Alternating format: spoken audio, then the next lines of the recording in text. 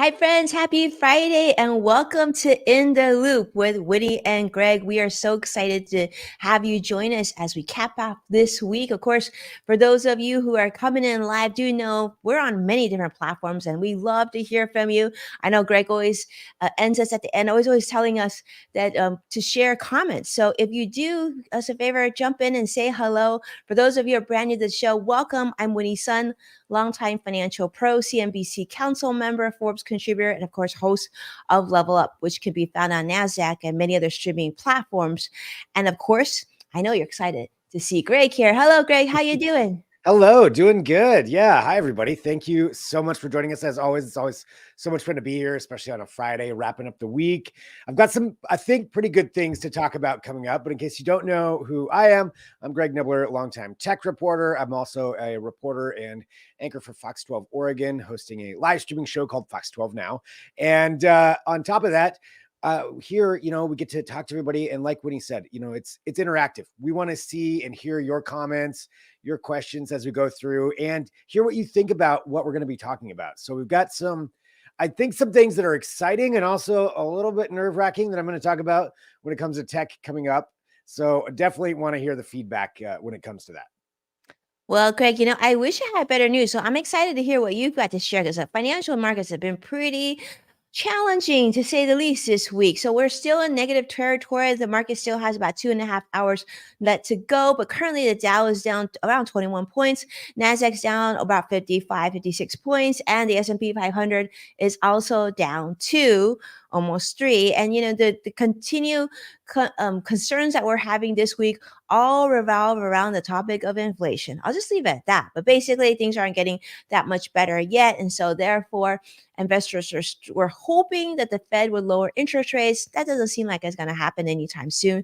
So I'm just going to say, just celebrate Friday. Know that we got, for some of you, a long weekend this weekend. So hopefully you get some time to spend doing whatever you love to do, relaxing, family, friends, whatever floats your boat, right? But here's what I want to share. I don't have a ton of news this week, but I do have a story that I want to share with you because I thought you might find it interesting. It's a little bit of business and a little bit of love, especially since we just finished Valentine's Day this week. If you didn't remember, don't worry. It's a long weekend. Maybe you can do something fun then. But here's the thing. There is a new dating app out there. I know, and you're like, what does it have to do with money or finance? But here's the thing. It's called Score. And this is where a little bit of love, a little bit of money come together. Now, this was shared by Chris Morris on Fast Company. This is like this new matchmaking app. Okay. So Score is an interesting dating app because it's not just about bringing singles together based on your interests and things like that, but it's also based, get this, on excellent credit scores. So this is targeting people who are good about money, who don't want to be paired up with someone who's got a bunch of debt and maybe a bad credit score. And they're really focused on making sure they're aligned, which isn't completely surprising here because we know that many partnerships, marriages have issues when it comes to money, right? Arguments, a lot of the big arguments with your partner might actually center around this subject, so might not make it easier. So the Neon Money Club initiative, this is launched by Black-owned fintech, the Neon Money Club, in collaboration with Amex, American Express, and it's called Score. So it's a broader effort to promote financial wellness, awareness for people that are really gung-ho about working towards your financial independence. So this is like exclusive membership.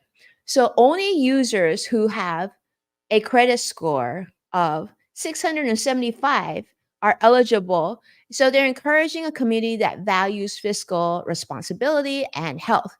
So unlike traditional dating platforms that you may have been on, Score is described as a pop-up experience. And they plan to have this, testing this to see if it works and see if it catches on for only about 90 days. So if you're out there looking for love, right? And you like the idea of dating someone who isn't going to maybe give you pressure about like spending outside of your means and how, all those other things. Well, this might be your chance because currently membership is going to be free and it's going to be really different that of course that's a big thing too because a lot of dating apps do charge a monthly fee. So this could be really attractive. Not only are you going to be then looking for people with good credit scores, but it's not costing you anything. That's kind of like a financial win-win right there. So they're going to do a soft credit check to which is going to be required for membership. Now remember a soft credit pool that means that individual scores aren't going to be disclosed to matches. Of course, that will ensure your privacy. So whether you be, you're in the 800s credit score or 700s, just know that this pool is going to be above 675 at least. And those who are not meeting the credit score, well, they're going to be receiving resources how you can improve your financial standing. So that doubles as a customer acquisition strategy for Neon Money Club as well. So I'm curious, Greta, what do you think? Do you like it? Do you think this I is mean, it's interesting. I think, obviously you would find the same kind of like-minded people if you go into that. So I feel like it's not going to be something that if somebody's credit score isn't good, are they really going to be clamoring to get into that, into this club anyway? Like maybe that's just something they're not interested in. So I think it's good for matching up people who are like-minded. I think it's great. But then, like, what about people who maybe have had some credit issues for whatever reason and they're really good people and they want to Yeah. change, but then they're not included in this club app or I'm this not sure dating if you're app? really going to find love this way or, if you're just excluding somebody for purely monetary reasons. Yeah. But, you know, maybe for some people I this will mean, work well. maybe you'll find your next accountant or a financial advisor. Yeah, it can be Maybe that way too. that. Yeah. Maybe a good business partner out of the deal. Yeah, maybe there, right? Well, that was sort of my big story that I want to share with everybody, Greg, this week. I've got some more stuff I'll save for next week, but I really want to hear because I know you have something big to share with us in the space of AI, right? Yeah, yeah. So this is trending pretty big right now, and I think for everybody out there, you're probably going to see something about this if you haven't already. And it's the latest iteration from OpenAI. And we talk a lot about artificial intelligence on here and generative AI and Chat GPT and all of that. I think people have probably at this point, most people have maybe dabbled a little bit or tried it once or twice, maybe not fully invested in it, but it's increasing so rapidly, exponentially about how much it's able to do. And this new one, this is really impressive. And also there's definitely some concerns. So this is coming from Cool. OpenAI, and this is their newest AI model. It's called Sora. And Sora is, I believe that's sky in Japanese. I'll have to double check, but I'm pretty sure that's what that means. And what they're doing is creating videos out of text instructions. And these aren't just any video, like these things. So if you look at this, this is what the prompt was. A stylish woman walks down a Tokyo street filled with glowing neon and animated city signage. She wears a black leather jacket, a long red dress, and black boots. And this created that. That is AI, that video. That's not somebody that went out and filmed that. That is AI just created it based off of that prompt. And then, yeah, there's a little bit more to it too. But I mean, this is pretty wild. And they've released several different examples of this. And I mean, it's Yeah. really cool and it's really impressive. I do want to see I guess we'll talk about the good side of it. I mean, what this is gonna allow people to do, who knows where this is all gonna get taken. Um, I mean, yeah, just look at that. And if you think about even when it comes to like video games, Or there movies, right? I Movie can production. guarantee you there's going to be a movie, yeah, that will be using this. That also worries me a little bit because what about all the people who do the creation of all this stuff? And what is this based off of? Is this purely it creating it? But I mean, it's got to learn off of something else. So whose material is it learning from? There's lots of different questions when it comes to that. But the technology, really impressive. Like really impressive what it's coming up with. This is This all is just off of the incredible. typing something in, and then it just creates that for you. Well, I don't know, Greg. I mean, at this point, I wouldn't want to be a videographer. I'll just say that. Yeah. This is scary stuff. But I mean, that is sort of the future. People, there's technology is going to unfortunately eliminate a lot of jobs, but it's also going to help create a lot more content and move. This is absolutely incredible, Greg, what you're showing us now. In fact, I don't know if you know. So I just read this week too. The University of Pennsylvania is launching their first AI undergraduate degree. So like young people are now going to be learning this technology, but it'll utilize what you're showing us today. I mean, I don't think we can fight it, but I think that if you're watching this show and if you're a parent or if you're a young person trying to figure out what you want to do in the future, like I think you got to be knowing what's going on here. Like, it's really interesting, Greg. I Yeah. don't know if you noticed this. I feel like everybody I know, I knew or I still know, but like 5 years ago, 10 years ago, everybody was like, "Oh, I'm a social media content creator." Blah blah. Blah. They've all pivoted. Now I'm an AI creator. Now I'm an AI this, AI that. I feel like AI is the new social media. Yeah, I mean, if you just looking at this stuff, and this isn't out for the public yet. Right now, it's just being tested by certain people, and they said they're not going to make it out public until they work out some of the concerns that could come from this. But this is what they're showing that's capable, and this is just what they're showing people, by the way. So who knows what I else is know. actually behind the scenes that they're able to do. But yeah, this is coming. This is what's going to This be is out there. coming. And So I, how can we trust things are real or not real anymore, Greg? Is there like any, yeah, you know? that's the big concern, right? Especially, I think we talked about this a couple of weeks ago, but just, with the election coming up and Oh yeah. here in the US, it's huge. Oof. And the potential for this to be used for nefarious purposes is so big. So it's just, how do you, distinguish between all that? And there's some attempts at different legislation that would, I mean, I think it's illegal to use AI to misrepresent somebody in a political setting, but okay, so that's not going to Okay, stop anybody that's from doing not gonna stop, right, it. Greg? Yeah, Like no. it was it was Oh it's darn, I was going to illegal do it. to use cocaine, and we know how that's Yeah, turning yeah, out. yeah. It's illegal to rob banks or to scam people, but Or yeah, to shoot people with guns. right. Yeah, yeah. So that's not going to stop anything. The other thing is, looking at different ways to have some kind of a watermark or a tell that other software could instantly scan that and just be like, okay, this is AI, and flag it. Um, and I know there's different situations for that where people are working on those kinds of things. I believe Facebook is going to be one of them, that's going to flag it as something is created by AI.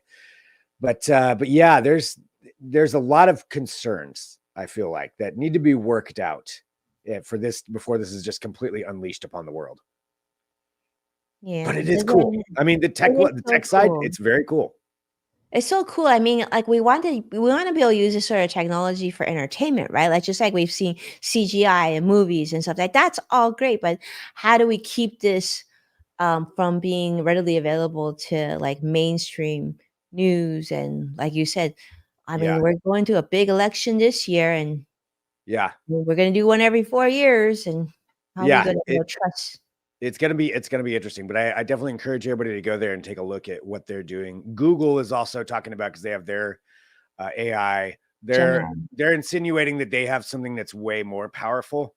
Oh, They haven't revealed it yet. They've just like teased it, saying that they have more powerful AI software on the way. So we'll see what they come up with too. But I think this year, I mean, we're only in middle of February, and this is already starting to come out. This is going to be a really interesting year when it comes to AI. There's a lot. that's a so lot. so I'll leave that part there. Let's go on to something else though that's really cool, and this has to do with technology. It is and space. We're definitely doing some space stuff today. It's Yay. surgery in space. So this is coming from a company that, let me make sure I have their name right. It's by Virtual Incision, teamed up with the University of Nebraska, and this is called Space Mira. That's what this is that we're discussing here. So this is something they've been working on for a long time, and the whole idea is being able to do remote operations, like have doctors be able to do remote care on people. And this is kind of demonstrating a little bit of what it is. So you see that robotic arm right there. They can control that virtually from, well, kind of anywhere. And what they just tested out for the first time was in space. So they sent one of these up on a SpaceX mission to the International Space Station, set it up, and had doctors on the ground control this.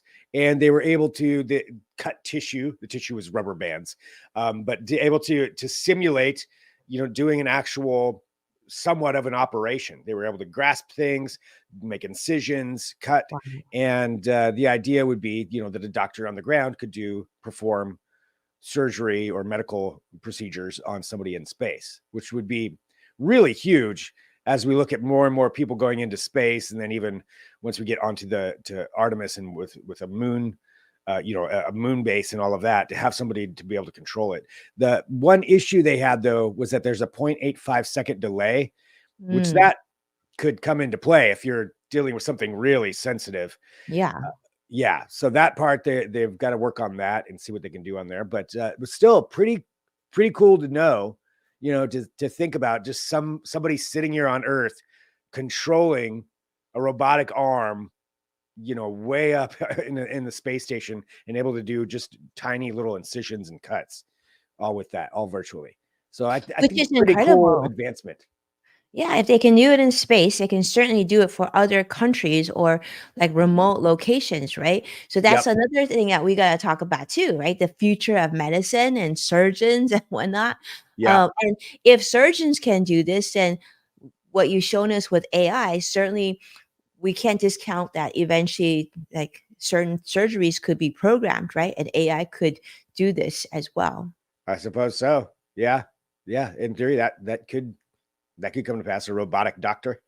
Hmm. Um, I mean, but for basic procedures, I'm sure that's something that would probably be advantageous, because it would um, free up doctors to work on things that are more important or that require more of their time and effort. If you just walked in and there was a robot, like you have just a little cut that needs some stitches, and a robot can just go suture that right up, I don't see any problem with that. Yeah. Like that seems like that would be a good thing for everybody. You Yeah, know? I think that I love that you're showing us this because it's sort of showing us like the future. And I remember you showed us not that long ago about like robots in restaurants as well. You can see how they're taking away so many of the inconveniences in life, but also with every innovation, like you're also seeing jobs at risk as well. So, but Yeah. let's do a quick welcome to I see Funny Merritt's joining us on YouTube Live. It's great to see you. Oh, Thank you so much for checking in. Vicky is joining us on Facebook Live. Vicky, great, welcome you back. And of course, CrossX Fighter, never quite a show without CrossX Fighter being here on YouTube Live. Thank you so much for being here. And of course, thanks so much for your support. yeah, really, really appreciate it. Yeah, thanks everybody for joining. So yeah, we're just kind of having some discussions about some of this new technology that's out there. So I love hearing people's feedback and seeing everybody join us. So yeah, so we've got open AI creating videos. We've got robotic doctors, and the one other thing with that too, with the doctor side of things, or sorry, with the intuitive incision. Why do I keep incision? Virtual incision is that this would be also being able to be utilizing this on Earth as well. So it's not just up in space. So, but yeah, cool capabilities there. I think that's really exciting just to see anything like that as far as providing medical care in any way possible to get it to people. So that's a great one. All right, final one here though. Still in space. We're going to talk about going to the moon. So this is a moon landing that is going to be attempted on February 22nd, but the launch has already happened, and this could be the first commercial moon landing. So this Whoa. is no humans on board, but this is landing a payload onto the surface of the moon, and it's like I said, this would be the first time where a commercial company would be doing this.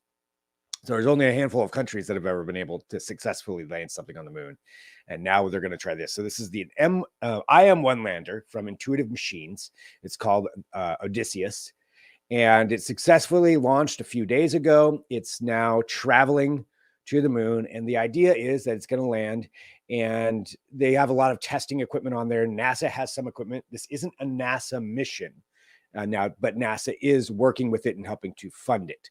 So it's part of a program NASA has going where they're helping to fund some of these commercial payloads, because eventually they have the Artemis moon base they want to set up, and they want commercial companies to be able to deliver goods to them. It's also kind of interesting. So Columbia Sportswear, which is based here in Portland, Oregon, they're involved in this too, because they're using some of their materials to actually wrap the outside of it to keep some of the materials insulated. Oh, So interesting. which is kind of a partnership you wouldn't normally think about. Right. Columbia Sportswear, teaming up with Intuitive Machines for the space launch. But yeah, they have some of their material on the outside of that thing and a Columbia logo, so that's kind of cool. And so it's going to be a really interesting to see if they're successful on this. Very stylish operation here. Very right? stylish, yeah. Yeah, I mean, that's Fashion that's some involved good too. branding right there. It looks good, but will it land on the moon? That's going to be the big question. That's And interesting. And I'm guessing they're gonna have there must be some robotics going on to collect some of this data and yeah, things, they've got a right? few different experiments that are going to be on there. Looking at it right now, they've got several different things that are going to be part of this. I think the key thing is getting it down there, getting it landed, and it's going to be landing in the area where they anticipate sending the Artemis human crew when they do that in whatever year they're going to do that. That keeps kind of fluctuating. Sometimes in the next, say, 5 years, this is the same area where they're going to be landing. So the idea is that could be where the moon base is, and then you have these launches happen all the time, where they're constantly bringing supplies and equipment and whatever. But you gotta test it out first. Yeah, so it's happening in February. So something to look forward to. Are we going to be able to watch this? I don't think you'll be able to watch the actual landing, but we'll definitely be able to. I mean, this will be certainly live streamed as far as while they're talking about it, while they're trying to get it landed. So it's in 8 days. So what is it? 6 days. Oh yeah, it's next week. So February 22nd. It's already It's almost soon. February 22nd. It's crazy how quick Yeah, that days went are really just quick. moving by. Yeah, so that's coming up. So I think we'll have an update on that next week for sure. Amazing. We'll look forward to it, Greg. That was so fun. And thank you so much for sharing that. I think that gives us a lot to think about, especially into the future, and also something to look forward to. And hopefully this trip is successful to the moon. And I don't know. We'll see. Maybe there's more things to be exploring the moon. Yeah. Space is Oh, always it's exciting. It's exciting when it comes to the space travel side. I think I saw something briefly there setting up a GoFundMe to get me to the moon. I do have a plan to get to space. The moon, that's even better. So I'm down with that. Yeah. Greg is very open to different places on space. So if you have a flight, maybe you should just Get me to somebody out space. there ping him, and maybe Greg will be like, the +1 for your trip. Yep. Yeah. I'm in. The question is, would you take your dog with you? I don't think Bowie would enjoy space so much. He can wait here for when I get back. That would be a nightmare in a space capsule with 110-pound dog running around. Something to look forward to for you though, so that'll be good. Yeah. So we're showing hashtag get Greg to the moon. I love it. Whatever it takes. Exactly, whatever it takes. Well, thank you so much, Greg. That was so fun, and thank you so much for sharing. Thank you, everybody who's tuning in with us live, and those of you who are watching us on replay as well. We certainly appreciate your time, and of course, we're excited to be able to come and do this show with you. As you know, it's every Friday or almost every Friday. So definitely tell your friends, share the show on social media, and of course, tag at Greg Nibbler, at Winnie Sun, so we can probably thank you for being a part of the In the Loop community. But we just appreciate you, and we hope that you have a beautiful long weekend as well. Yeah, absolutely. Thanks everybody. Thanks for joining. Thanks for sharing your comments and your time with us. This is a lot of fun. And yeah, like when he said, have a good weekend. Yeah. Definitely do Take that. care. All right. Bye. Bye-bye.